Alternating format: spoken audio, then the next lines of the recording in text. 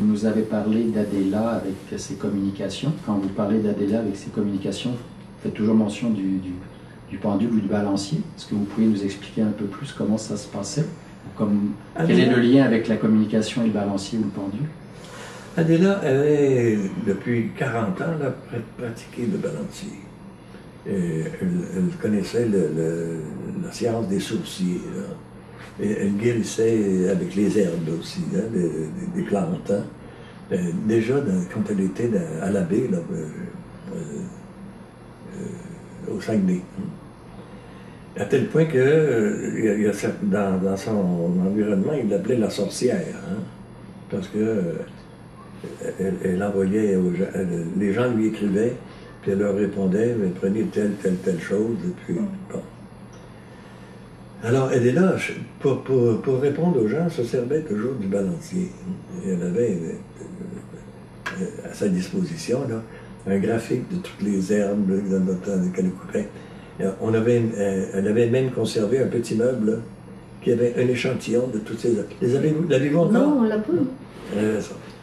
Alors, ça a été son entraînement au balancier.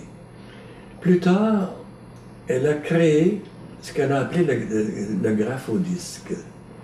C'est un instrument où on voit distribuer des lettres et des nombres, et là où le balancier, le psychisme, dirige le balancier, ça lui permet de former des mots.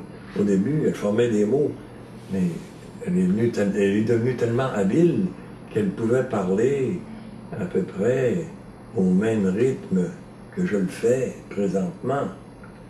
Alors, il fallait quelqu'un qui soit assez rapide aussi pour prendre note de ce qu'elle disait. Alors,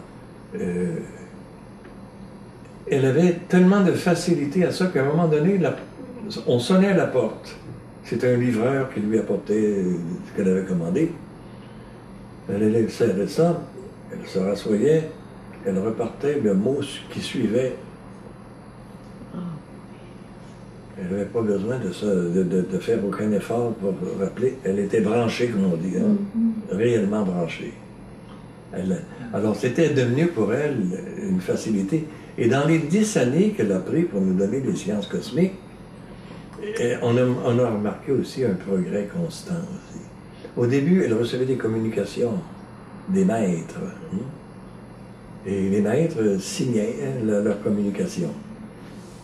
Dans les dernières années, c'est pas les maîtres, c'est elle qui allait lire dans les archives de l'univers les lois et les principes et tout ce qu'il fallait pour